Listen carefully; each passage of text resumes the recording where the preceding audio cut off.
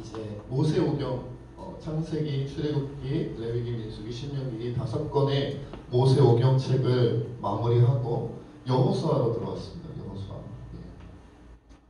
모세오경 바로 뒤에 위치한 이 여호수아로부터 시작해서 이어지는 12권은 우리가 소위 말하면 역사서라고, 성경의 책의 종류를 분류할 때 역사서라고 분류를 합니다. 왜냐하면 한마디로 이스라엘의 역사를 역사책 기록하듯이 기록했다. 그래서 역사서라고 부르는데 여호수아, 사사기, 룻기, 사무엘 상하, 열왕기 상하, 역대 상하, 그리고 에스라, 느헤미야, 에스더까지 총 12권입니다. 역사서다, 역사서다. 모세오경과는 이제 조금 이제 분위기가 달라지는 거죠. 모세오경은 천지창조로부터 시작해서 어디까지예요? 가나안 땅에 들어가기 전까지. 가나안 땅에 들어가면 율법도 들어가 있고 이런 이제 족장들의 이야기, 아브라함, 이삭, 야곱, 요셉을 통한 출애굽, 요셉 이후에 출애굽하는 모세 이야기 이런 것들이 있었는데 이제는 이제 정말 이스라엘이 하나의 가나안 땅을 정복하고 점령해서 나라를 세우고 또 이제 그 왕들이 세워짐으로 말미암아 왕들의 이야기, 나라의 이야기, 요 얘기가 이제 좀 그러다가 어디까지 간 거예요? 북쪽 이스라엘 멸망하고 남쪽 유다 멸망해서 고난의 시기를 겪다가 또 하나님께서 70년 만에 포로 귀환을 시켜주시고 이런 역사들이 기록된 것이 역사서입니다. 역사서. 그래서 역사를 좋아하시는 분들은 역사책 같은 거 좋아하시는 분들은 역사서를 또 좋아하시기도 하는데 그 12권 가운데 맨 앞에 있는 것이 바로 오늘 본문에 있는 여호수아, 역사서의 시작이에요. 역사서의 시작인데 그러면 이제 여호수아는 어떤 책이고 여호수아는 어떤 사람인가 이미 잘 알고 계시는 분들도 있겠습니다만은 모세하면 모세는 어떤 민족의 지도자였죠? 모세는 애굽, 이집트 땅에서 이스라엘이 탈출, 해방되면서부터 광야 40년 동안의 민족의 지도자가 모세였고요. 그렇죠? 그리고 이제 모세에게서 이제 바통을 이어받아서 가나안 땅에 입성할, 가나안 땅에 들어가서 거기서부터 가나안 정복 전쟁을 하는 그 시기의 민족의 지도자가 누구예요? 여호수아다. 그렇죠? 그러니까 이스라엘 전체로 본다면 출애굽 시기로부터 이제 생각한다면 이스라엘의 두 번째 민족의 지도자가 바로 여호수아다. 그래서 그 부분에 이제 시작점을 우리가 오늘 좀 나누려고 합니다. 오늘 본 말씀 1절부터 4절까지 함께 읽겠습니다. 1절부터 4절입니다. 함께 읽습니다. 시작. 여호와의 종 모세가 죽은 후에 여호와께서 모세의 수종자 눈의 아들 여호수아에게 말씀하여 이르시되 내 종 모세가 죽었으니 너희는 모든 백성과 더불어 일어나 이 요단을 건너 내가 그들 곧 이스라엘 자손에게 주는 그 땅으로 가라. 내가 모세에게 말한 바와 같이 너희 발바닥으로 가는 곳은 모두 내가 너희에게 주었노니 곧 광야와 이 레바논에서부터 큰 강 곧 유브라데 강까지 해쪽 속의 온 땅과 또 해지는 쪽 대까지 너희의 영토가 되지 않죠. 이제 모세가 죽었어요. 그러니까 이제는 여호수아야 너가 민족을 이끌고 이스라엘 민족을 이끌고 내가 너희에게 주는 땅으로 가서 그 땅을 차지해라, 정복해라. 이 말씀, 이 명령을 이제 하나님께서 여호수아에게 주신 거죠.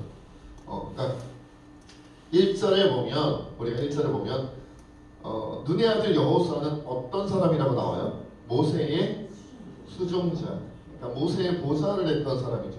바로 곁에서 가장 가까이에서 모세를 보필했던 사람이 바로 여호수아였다. 그래서 당시에 모세 다음 가는 이스라엘의 2인자 같은 역할을 했던 사람이죠. 그런데 이제 모세가 죽고 나니까 이제는 그 민족의 지도하는 역할을 누가 맡은가요? 이제 여호수아가 맡았다. 원래는 모세가 했어야 하는 일인데 우리가 아는 것처럼 하나님께서 모세에게 모세가 저지른 그런 죄악으로 말미암아 너는 광야에서 죽고 이제 너의 후임인 누가? 여호수아가 가나안 정복이라는 중차대한 이런 사명을 감당하게 되는 것이죠. 그러니까 광야에서의 지도자가 모세였다면 가나안 정복 전쟁의 지도자는 여호수아다. 성격이 완전히 달라지는데 여호수아는 굉장히 부담감이 컸을 것 같아요. 왜냐하면 여러분 생각해 보세요. 광야 40년은 본 게임이에요, 아니에요? 본 게임이 아니지. 연습하고 훈련하는 과정이다라는 거예요. 또 축구 얘기하면 안 좋아하실지도 모르겠는데 아시안컵 본 무대에서 잘해야지, 그렇죠? 연습 때 잘했냐 못했냐 그거는 사실 그렇게 눈에 띄게 드러나지가 않아요. 연습 잘했는지 훈련 잘했는지는 우리가 언제 평가해요? 본 게임에서 평가하죠. 이제 좀 있으면 이제 월드컵도 하잖아요. 그래서 지금 월드컵 예선도 지금 하고 있는데 아무리 연습 경기에서 잘했다, 훈련 경기에서 잘했다, 훈련 때 멋있었다, 훌륭했다고 해봐야 뭐예요? 본 게임에서 잘 못하면 평가받지 못한단 말이에요. 근데 모세는 비록 40년 동안 광야에서 고생하면서 민족의 지도자를 하기는 했지만 그래도 본 게임이 아니었잖아요. 뭐만 안 하면 돼. 이스라엘이 애굽으로 돌아가지만 않으면 되는 거예요. 이스라엘 돌아가지만 않으면 돼요. 중간에 도저히 광야 생활 힘들고 어려워가지고 애굽으로 돌아가자, 이집트로 돌아가자, 그런 원성하고 막 모세를 못 살게 굴고 괴롭히던 백성들이 많았단 말이죠. 그럼에도 불구하고 애굽으로 돌아가지만 않으면 모세는 성공이에요. 그렇잖아요. 근데 여호수아는 성격이 다릅니다. 민족의 지도자로서 이제는 가나안 땅에 있는 12정탐꾼이 직접 봤던, 그리고 12정탐꾼 가운데 무려 10명이나, 아니 사실은 여호수아 갈렙도 봤죠. 뭘 봤어요?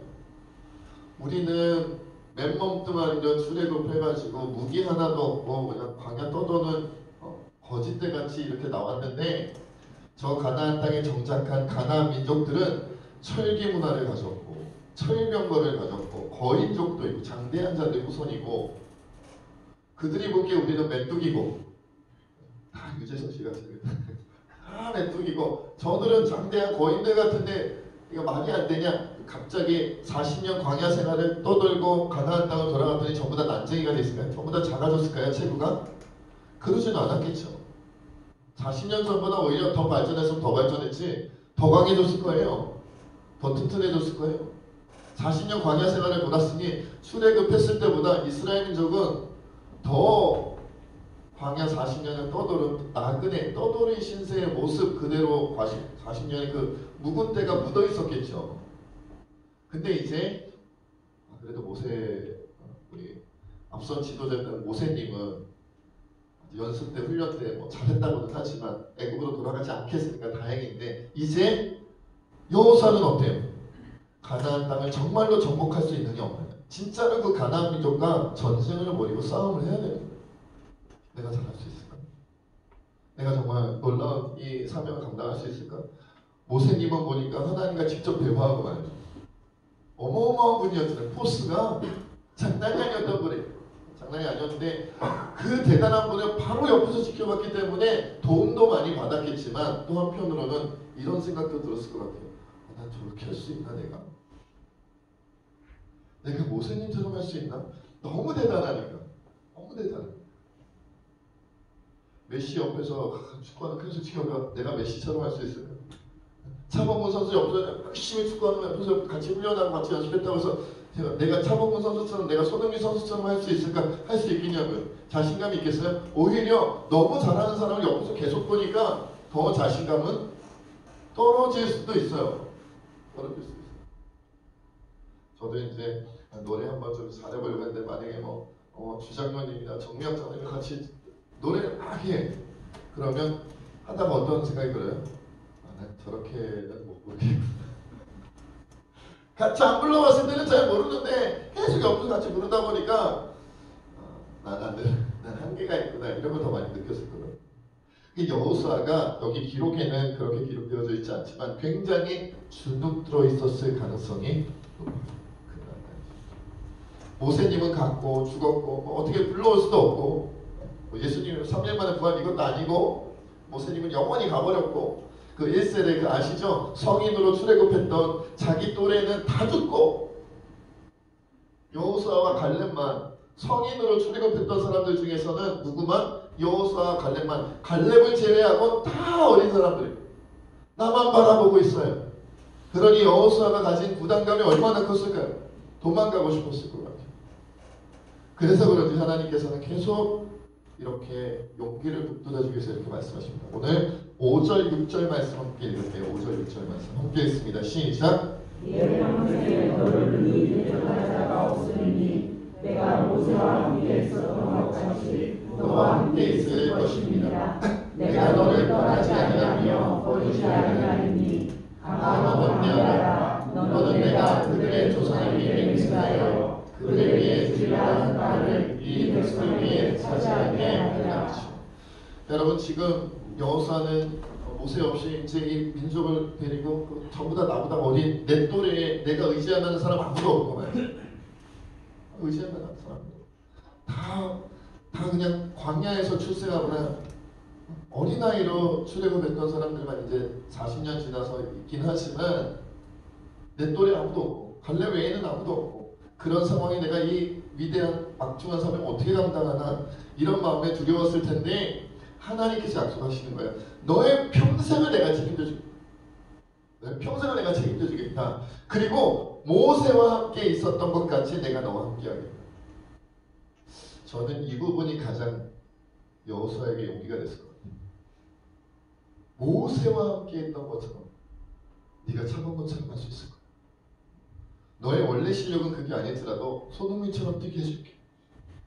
메시처럼 뛰게 해줄게. 이 약속을 해주시는 거예요. 그리고 1년만 함께 해주는 게 아니라 한 3년만 함께 해주는 게 아니라 언제까지? 평생 함께 해줄게. 평생 함께 하면서 내가 너를 떠나지도 않고 버리지도 않고 너가 감당해야 할 사명을 다 감당하기까지 내가 너와 함께 할 거니까 뭘 해라? 그러니까 강해라. 그러니까 담대해라 라는 거예요.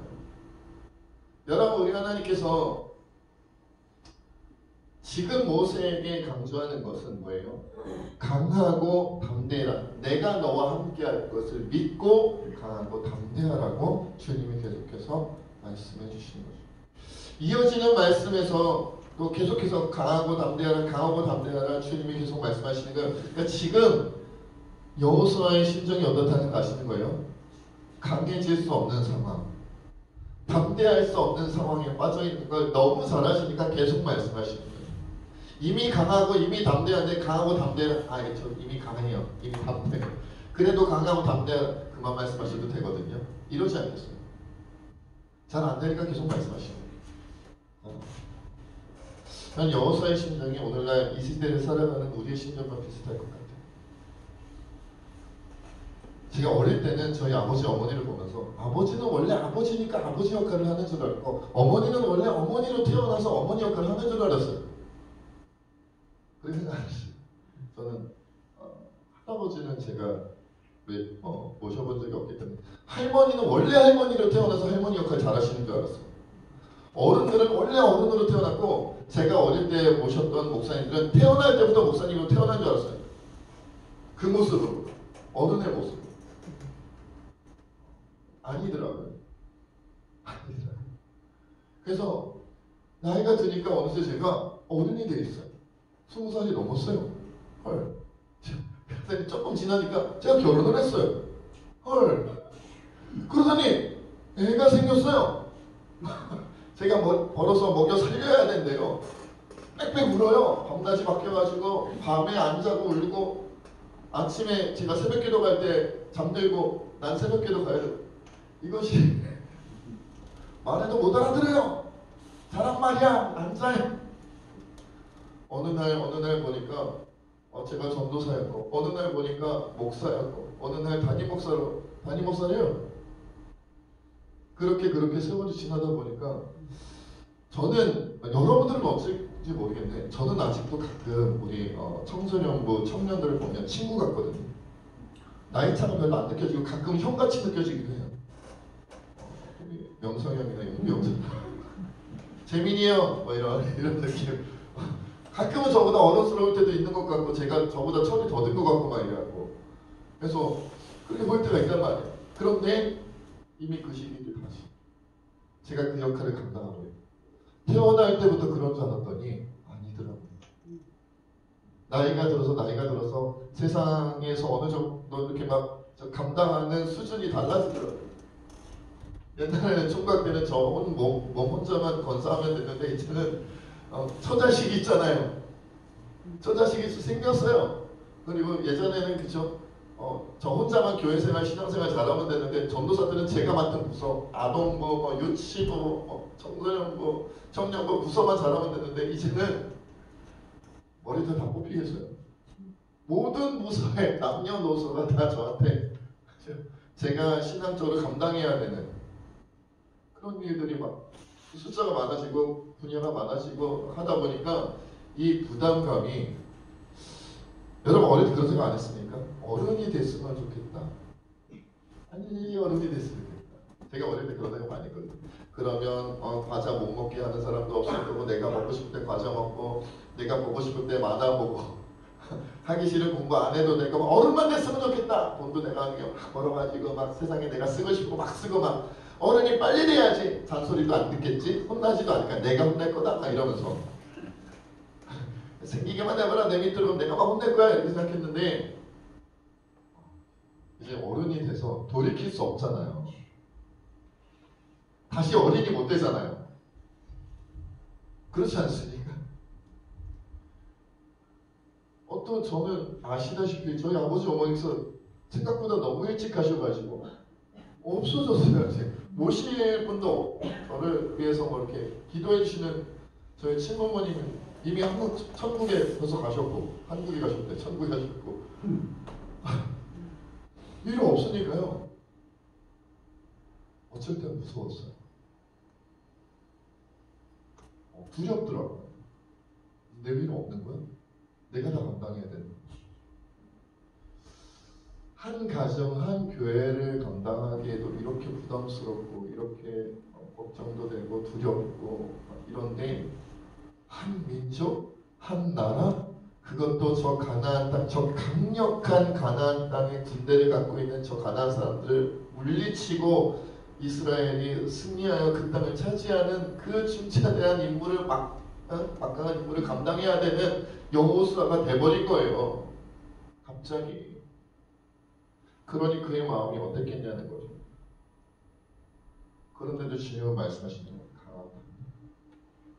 모세처럼 내가 너와 함께하겠다. 평생 내가 너와 함께하겠다. 나는 결코 너를 버리거나 떠나지 않을 것이다. 내가 널 떠나지 않고 모세와 같이 지켜주고 보호하고 함께 해줄 테니까 뭐해라? 너는 억지로라도 강해져라. 억지로라도 담대해져라. 너의 뇌를 속여라. 없는 용기를 내라. 없는 힘을 내라. 너 유약하고 연약하고 부족하고 걱정 많고 고민 많고 두려움 많고 얼마나 네가 약한지 내가 안다. 네가 얼마나 힘겨운지 안다. 얼마나 무너지고 싶고 도망가고 싶고 그냥 사라지고 싶은지 안다. 하지만 내가 너와 함께 할 테니까 힘을 내라고 주님 말씀하십니다. 그리고 힘을 내는 방법에 대하여 주님이 이렇게 말씀하십니다. 7절, 8절, 9절입니다. 함께 읽습니다. 시작. 오직 강하고 크게 함께하여 나의 종 모세가 그에게 명령한 그 율법을 다 지켜야 하고 우로나 자로나 치우치지 말라. 그리하면 어디로 가든지 형통하리니 이 율법책을 내 입에서 떠나지 말게 하며 주야로 그것을 묵상하여 그 안에 기록된 대로 다 지켜야 하라. 그리하면 내 길이 평탄하게 될 것이며 내가 형통하리라. 내가 내게 명령한 것이 아니냐. 강하고 담대하라. 두려워하지 말며 놀라지 말라.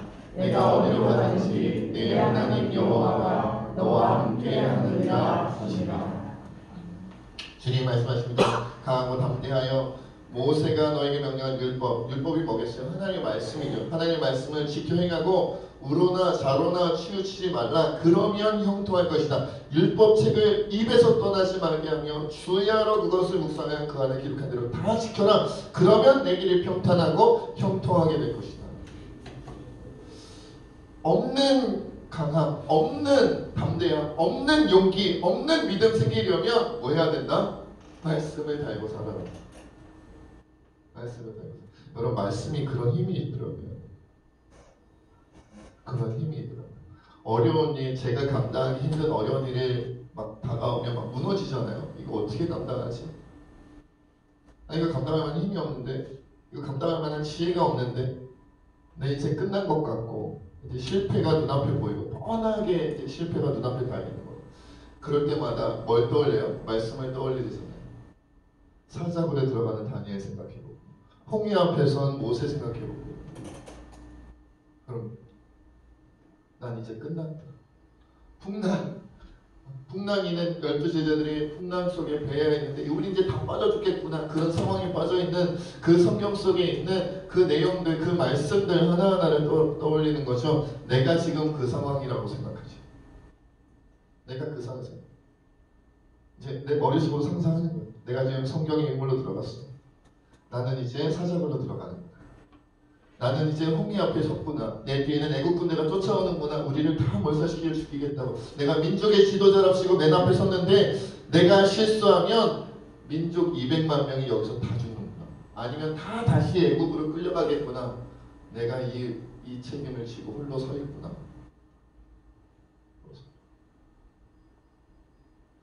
말씀이 좋은 건요, 갑자기 그 성경 속의 상황들, 성경 속의 말씀들을 떠올릴 때 내가 혼자가 아니라 나만 이것을 겪는 것이 아니구나. 거기서 큰 위안이 돼요. 나만 겪는 게 아니야. 나만 문제야. 내 상황만 어려워. 내가 당한 이 문제만 너무 크고 이 고난, 내가 당한 고난만 너무 어려워. 왜 나만 갖고 그래? 왜 나만 이러는 거야? 이러면 정말 문제가, 저는 아마 옛날에 무너졌을 거예요. 제 몸도 마음도 다 무너져갖고 신앙도 무너지고 막 폐인처럼 살았을지도 몰라요. 그런데 그때마다 떠올리는 성경 속의 인물들이 있고 떠오르는 하나님의 말씀이 있고 내가 그리스도와 함께 십자가에 못 박혔네. 나는 죽은 거네. 나는 죽은 거네. 아무든지 나를 따라오거든 자기를 부인하고 나는 없는 거네. 나라는 존재는 하나님 앞에서 이제 내가 나를 주장하는 게 아니라 내 십자가를 지고 주님을 쫓아가니까 나는 그리스도인이니까 나는 이양수로서 살아가는 의미보다 그리스도의 사람으로 살아가는 의미가 더 중요한 거구나. 그걸 깨닫는 거예요. 이양수로 살아가면 죽으면 끝이지. 실패하면 실패한 것으로 비판받고 지탄받고 아니면 사람들이 동정하고 그렇게 되겠죠. 그러나 그리스도의 사람이 되면, 예수의 사람이 되면, 하나님의 사람이 되면 그 세계는 평가가 달라요.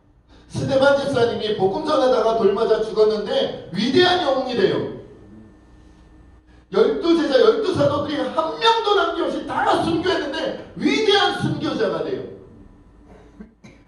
수많은 하나님의 사람들이, 수많은 세상 하나님의 영웅들이, 하나님 신앙의 영웅들이 이 땅에서는 이름도 없이 빛도 없이 다 죽고 사라졌고 아무도 기억하지 못하는데 천국에 다 기록되어져 있어요.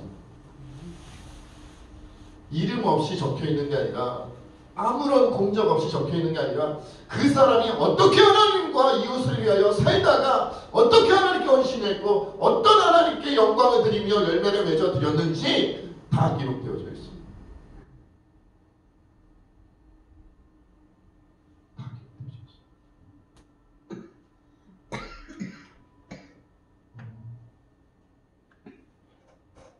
얼마 전에 보았던 이제 그 독립군들이 막 활약하는 되게 그 영화를 드라마를 되게 감명 깊게 봤나 봐요. 그 생각이 많이 나는데 거기서 한 여자분이 그런 얘기를 하는 걸 인상 깊었어요. 뭐냐면 막 임무를 실패하고 막 내가 하려고 했던 일들, 나라를 위해 하려고 했던 일이 실패하고 이거는 그럴 수도 있다고 생각하는데 뭐가 마음에 걸리냐면 내가 나라를 위해 민족을 위해 이렇게 애썼다는 사실을 아무도 기억해 주지 않을까봐, 다 잊어버릴까봐, 아무도 모를까봐 그게 좀 섭섭해요. 그게 좀 섭섭해요. 여러분 수많은 독립을 위해서 수고했던 독립투사들, 그리고 6.25 한국전쟁 때 정말 수많은 군인들, 나라와 민족을 지키기 위해서 수고했던 수많은 군인들이 있잖아요. 그러나 비록 그들 가운데는 작전에 성공한 분들도 있고 실패한 분들도 있을지라도, 비록 실패했을지라도 그럼에도 불구하고 그는 애국자였습니다. 그럼에도 불구하고 그는 정말 순국하셨습니다. 나라를 위하여 민족을 위하여 애쓰다가 그렇게 가셨습니다 라고 그 이름 석자가, 그의 행적이 남아있으면 그래도 우리가 그분을 정말로 기억하면서 추모하면서 온 국민이 정말 그분의 공적을 기리면서 막 이러잖아요. 그러나 우리가 기억하는 분들이 많을까요? 기억하지 못하는 분들이 많을까요? 기억 못하는 분들이 훨씬 많죠. 훨씬 많아요. 학도병으로 전원했던 학생이신 분으로 10대의 어린 학생이신 분으로 나라를 지키겠다고 민족을 지키겠다고 그 어린 나이에 펜을 잡고 공부를 해야 될 그 시기에 나라 민족의 상황 때문에 총 들고 나갔다가 제대로 싸워보지도 못하고 죽임당한 그런 분들이 얼마나 많겠어요. 아무도 기억 못한단 말이에요. 그래도 기억이라도 난다면, 이름 석자라도 그 기록이라도 남는다면, 그의 삶의 기록이 남는다면 그래도 그 삶에 의미 있었다. 기억해주고 말이죠. 후손들이 이름도 없어요. 기록도 없어요. 그러니 빛도 없어요. 그 사람이 그런 일을 했다는 것 자체가 사라져버렸어요. 영원히 사라져버렸어요. 이 세상에서는 그럴 수 있다는 거예요. 그러나 하나님의 세계는 다른 거예요. 우리 하나님은 이름을 기억하시고 모든 인적을 기억하세요. 생명책에 기록하셨어요. 그러니까 괜찮아요. 제가 목회하고 신앙생활을 하면서 가장 마음에 드는 게 그거예요. 기록이 남나. 누가 알겠어요? 내가 하나님을 위해, 내가 이웃을 위해, 하나님의 뜻을 이루기 위해 내가 고군분투했던 것, 마음 막 쏟아냈던 것, 그리고 또 하나님의 영광을 가지게 될까봐 내 이름 드러내지 않고 숨기면서, 내가 드러날까봐 숨기면서, 철저히 숨기면서 하나님의 뜻을 이루어드리려고 몰래 수고하고 애썼던 것 누가 알아요? 모르잖아요. 근데 그리고 아무것도 남지 않는다면 끝이구나 이럴 텐데, 내 존재 사라지고 나면 나 혼자 만족하고 좋았던 것이 뭐, 나도 죽고 나면 내 기억이라는 것도 사라지고 나면 뭐 다 끝난 것이 뭐 이러고 끝날 텐데, 감사하게도 기억하신대요.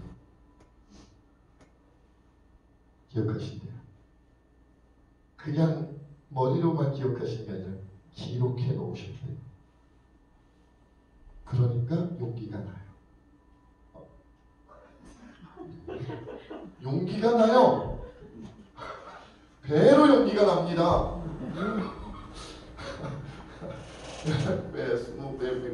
왜? 남들은 사람은 기억 못해도 괜찮아. 하나님만 기억하시면 되고요. 하나님이 기억하면요, 천국 가면 다 드러나요. 천국에는 모든 사람이 다 알 거예요.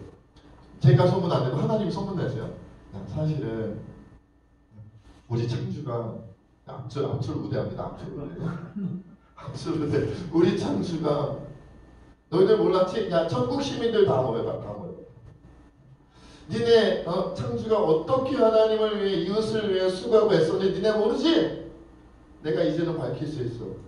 저 땅에서 육신을 가지고, 저 땅에서의 육신을 가지고 살아갈 때는 이것이 드러나면 창주의 공적을, 이 영광이 이 땅에서 드러나서 한국이를 잡고 저 천국에서 공로가 사라질까봐 내가 일부러 말 안 하고 있었는데, 이제 천국에 왔으니, 이제 천국에서 이제 너희들한테 다 얘기한다. 사실은 창주가 하나님을 위해, 사실은 창주가 이웃을 위해 이참에 마음껏 불러보내요. 창주가 하나님의 영광의 뜻을 위해 너희들 모르게 이런 일을 했어.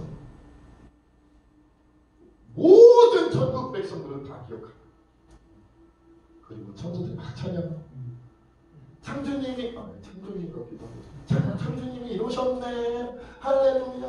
하나님께서 창주님을 통해 이런 일을 하셨네.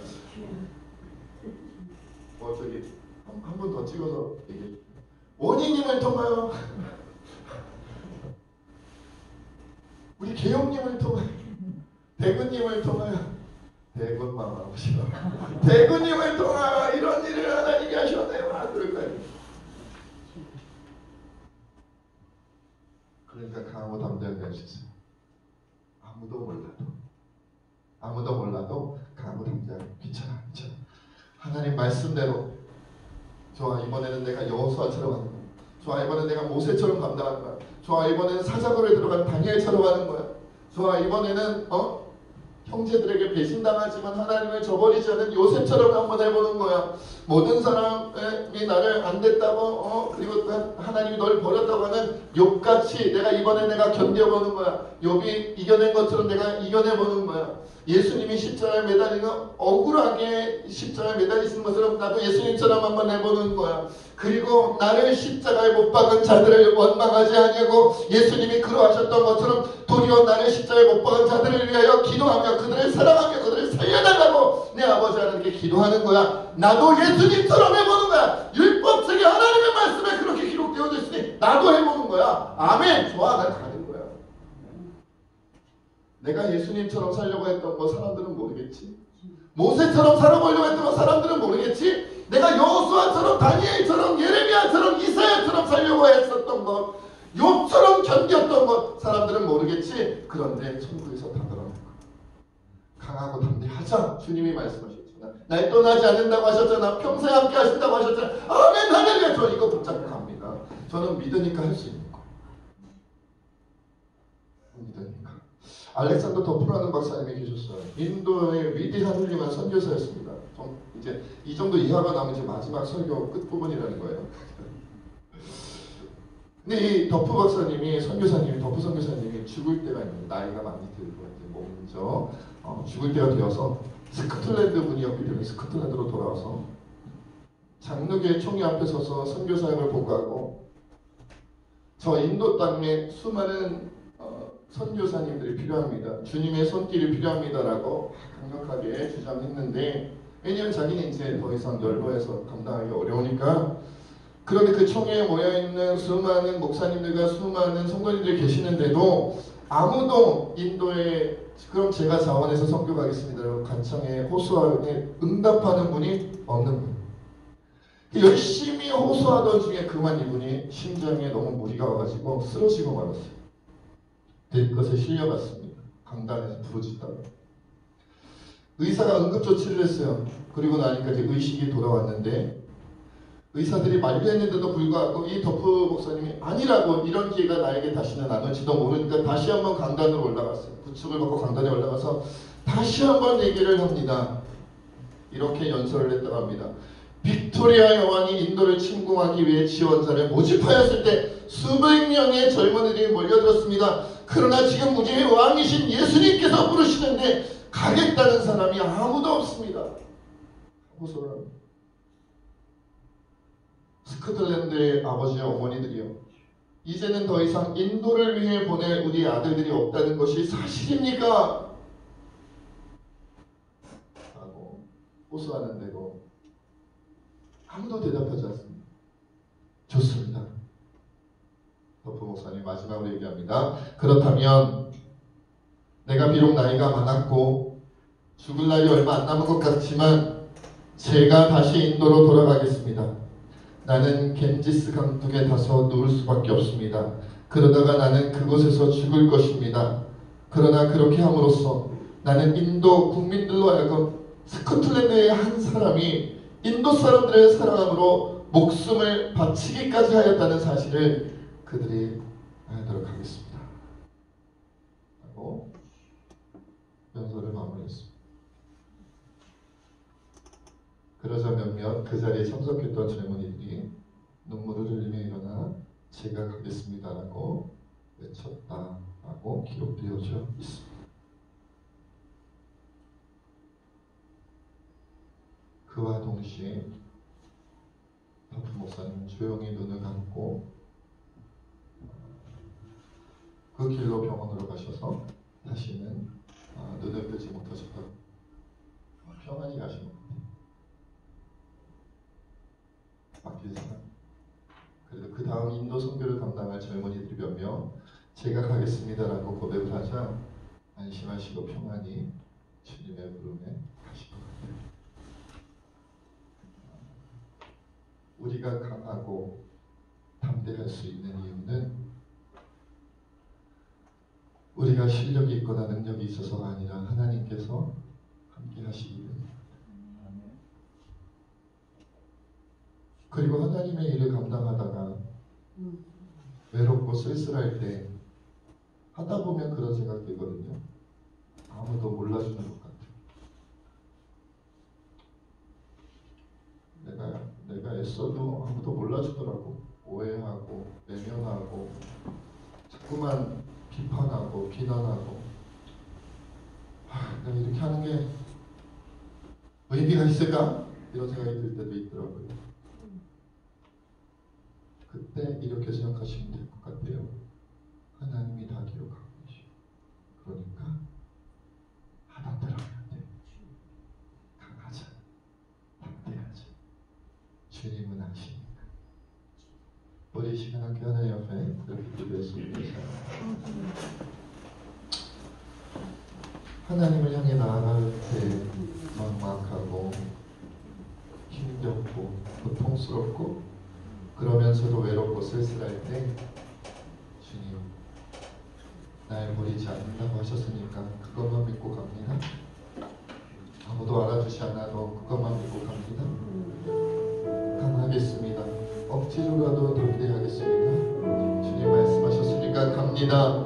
하나님께서 모든 것을 기록하시고 나를 도우시고 역사하시오. 하나님의 뜻을 이루소서. 우리 함께 고백하며 기도하겠습니다.